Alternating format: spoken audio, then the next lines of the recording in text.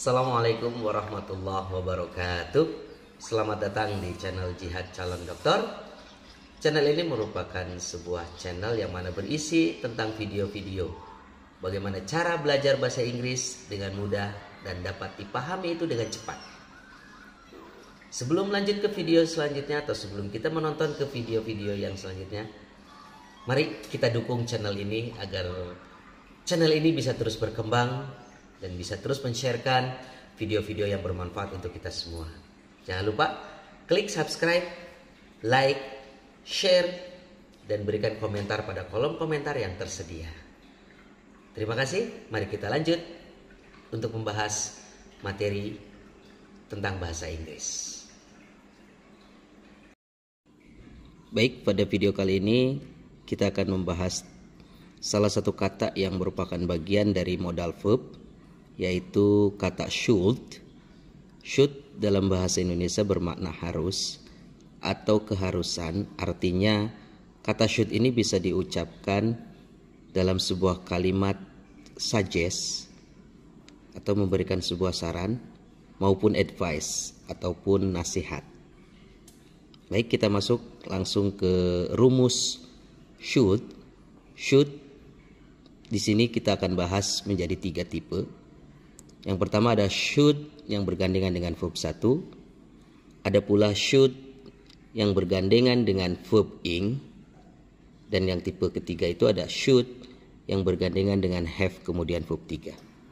Kita masuk ke tipe yang pertama dulu, yaitu should yang bergandengan dengan verb 1. Kita lihat dalam rumus, ada subjek, ada should, kemudian verb 1. Artinya should tipe ini itu diucapkan dalam sebuah kalimat keharusan yang mana kejadiannya itu belum terjadi. Artinya ketika kita mengucapkan kata should tipe pertama ini bahwa kejadiannya itu belum terjadi. Contoh, dalam sebuah contoh, you should go to your grandmother's home. Kamu harus pergi ke rumah nenekmu. Artinya ketika mengucapkan kalimat should di sini, kita belum pergi ke rumah nenek kita, tapi akan atau kejadiannya mungkin bisa terjadi ataupun tidak. Oke ya. Contoh yang kedua, we should buy something there. Kita harus membeli sesuatu di sana.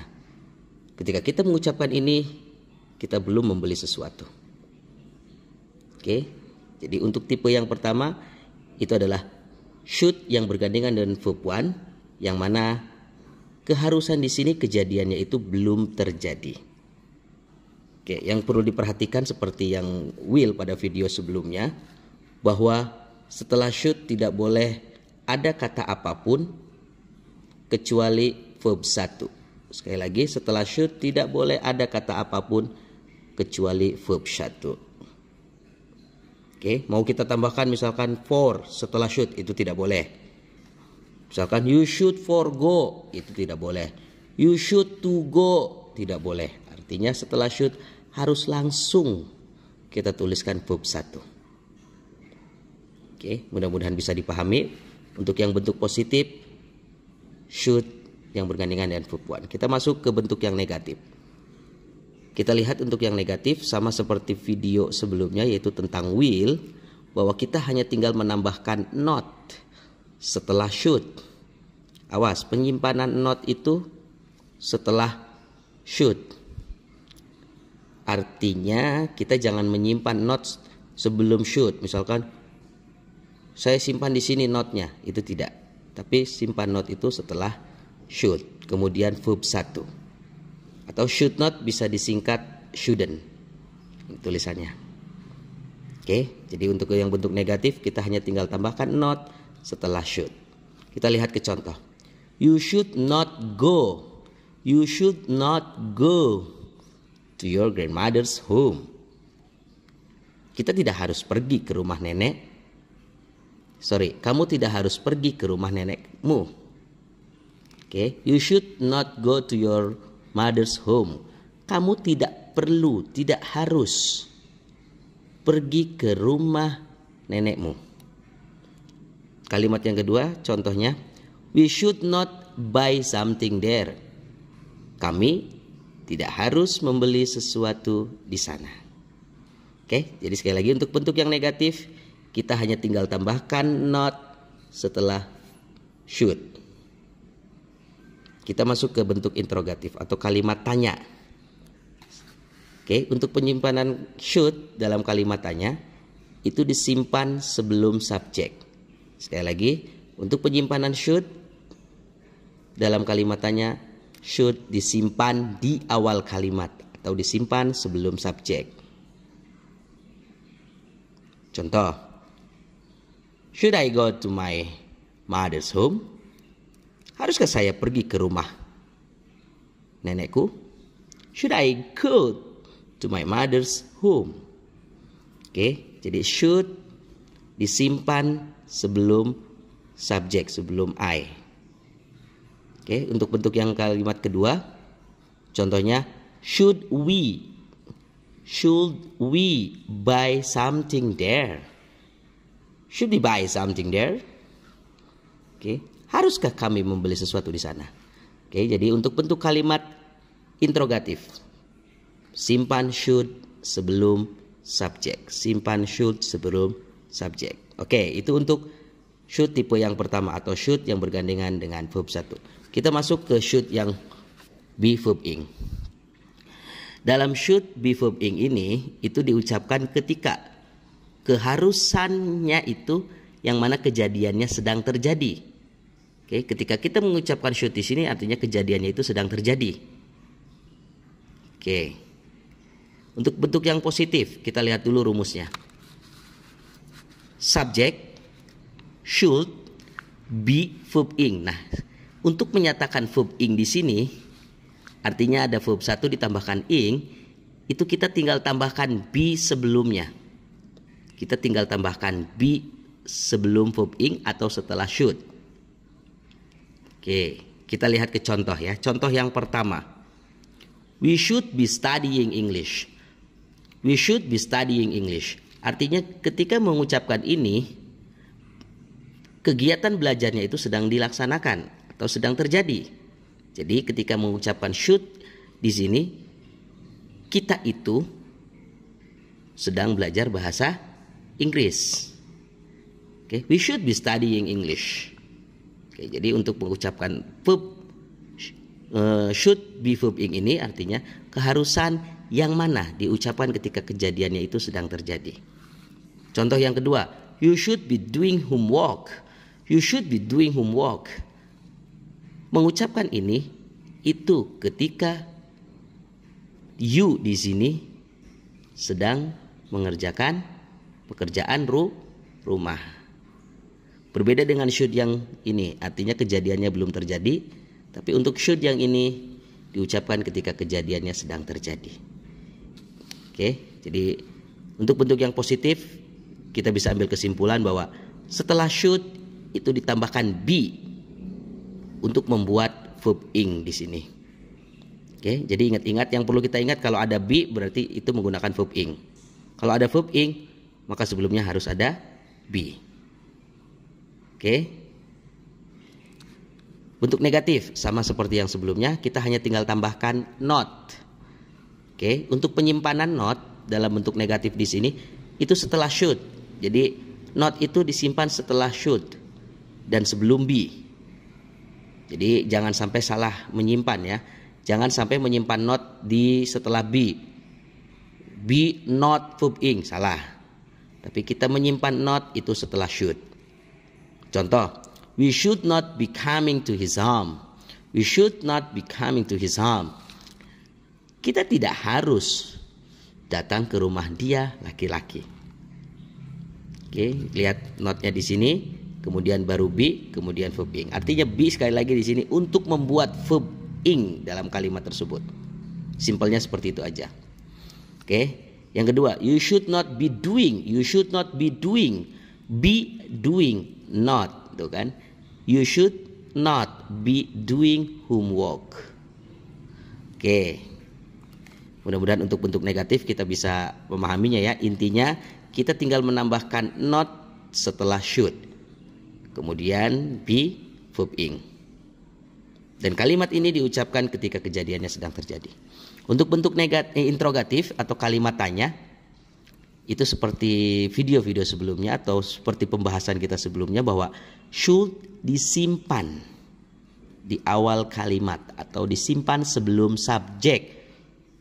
Jadi apapun itu, kalau ingin mengucapkan kalimat tanya, should itu disimpan di awal kalimat atau sebelum subjek. Oke, kita lihat di sini ya. Should we be studying English? Should we be studying English? Haruskah kami sedang belajar bahasa Inggris?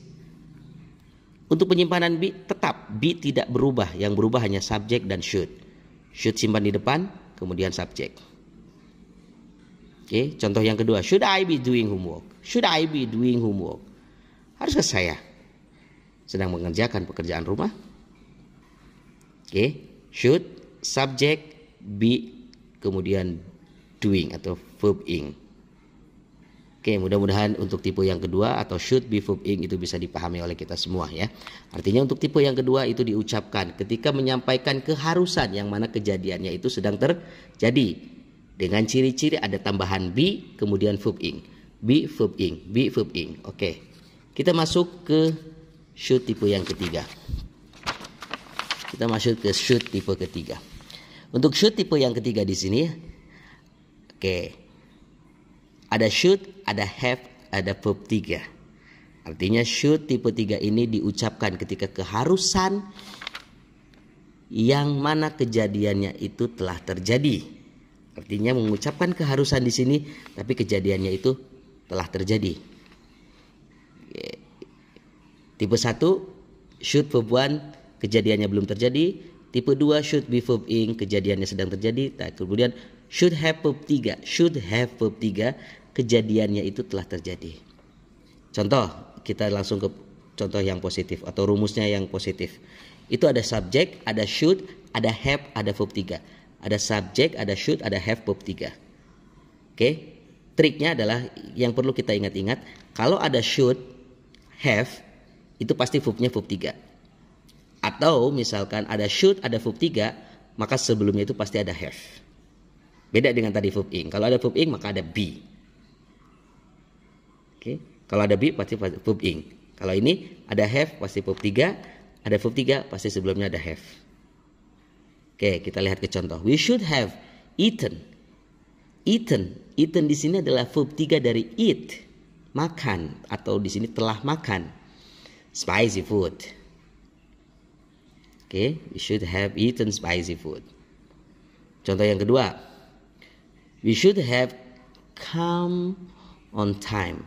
Come di sini bukan verb 1, tapi come di sini merupakan verb 3 dari come juga. Berhubung come verb 1, kemudian verb 3-nya come pula. Oke, atau dalam kalimat ini kami itu datang terlambat. We should have come on time. Diucapkan ketika kita telah datang terlambat. Kita datang terlambat, kemudian kita mengucapkan we should have come on time. Misalkan kita datang ke kelas terlambat. Sudah ada guru di kelas, kemudian kita mengucapkan we should have come on time. Kita harus telah datang tepat waktu. Pengucapan ini ketika kita sudah datang terlambat. Oke. Untuk bentuk yang negatif sama seperti sebelumnya, kita hanya tinggal tambahkan not setelah should. Kita hanya tinggal tambahkan not setelah should. Bedanya kalau tadi be, kemudian verb 1, kalau yang sebelumnya ada be, verb ing, kemudian ada should, verb 1. Kalau ini should not have, verb 3. Should not have, verb 3. Have, verb 3, verb 3, have. Oke, kita lihat ke contoh. We should not have eaten spicy food. We should not have eaten spicy food. Oke, kita lihat. Penyimpanan notnya itu pasti setelah should, bukan disimpan setelah have. Misalkan we should have not, salah. Oke, jadi penyimpanan not itu setelah should. Di sini ya. We should not have, we should not have. Contoh yang kedua, we should not have come. We should not have come. Oke. Jadi untuk bentuk negatif itu tambahkan not setelah should. Masuk ke kalimat tanya, itu interrogatif. Itu seperti sebelumnya juga. Kita menyimpan should sebelum subjek. Menyimpan should sebelum subjek. Yang berubah itu hanya should sama subjeknya. Yang tadinya should disimpan setelah subjek, tapi ini di sini should disimpan sebelum subjek. Oke. Contohnya kalimat tanya, should we have eaten? Should we have eaten spicy food? Oke. Contoh yang kedua, should we have come on time? Should we have come on time? Should, subjeknya we, have, kemudian come on time. Oke? Mungkin itu pembahasan tentang should, baik itu should yang verb 1, kemudian should be verb ing, kemudian should have verb 3. Jadi sekarang kita hanya tinggal mengingat-ingat ketika should bertemu dengan be, maka verbnya itu pasti verb ing. Atau ketika ada verb ing, maka sebelumnya itu pasti ada be. Nah, kemudian ketika should bergandengan dengan have, maka verbnya sudah pasti verb 3. Jadi kalau ada should kemudian have, verbnya dirubah menjadi verb 3. Tapi kalau misalkan should verb 3, maka sebelum verb 3 itu pasti ada have. Oke, itu sekilas pembahasan tentang should, baik yang tipe 1, tipe 2, tipe 3. Nah, sekarang untuk lebih meyakinkan kalian sudah paham atau belum, saya memiliki beberapa soal ya. Di sini ada 5 soal yang sudah saya tuliskan. Bisa dilihat oleh teman-teman, saya memiliki 5 soal yang sudah saya tuliskan. Perintahnya di sini adalah isi titik-titik di situ itu dengan menggunakan should plus verb 1 atau should be atau should have. Jadi kita hanya tinggal mengisikan di situ dalam soal itu atau dalam titik-titik itu, apakah dia menggunakan should, apakah dia menggunakan should be, atau apakah itu menggunakan should have. Oke. Silakan kalian isi soal-soal ini, kemudian kalian jawab dan kalian tuliskan jawaban kalian dalam komentar yang tersedia. Sekali lagi, silakan kalian isi soal-soal ini sesuai dengan perintah yang sudah tertulis di situ. Kemudian kalian tuliskan jawaban kalian dalam kolom komentar yang tersedia. Terima kasih untuk video kali ini. Mudah-mudahan kita semua bisa memahami tentang gramatikal bahasa Inggris itu dengan mudah dan cepat. Tetap semangat. Allah be with you. Sampai ketemu di video selanjutnya. Jangan lupa klik subscribe, like, share, kemudian berikan komentar dalam komentar yang tersedia. Assalamualaikum warahmatullahi wabarakatuh.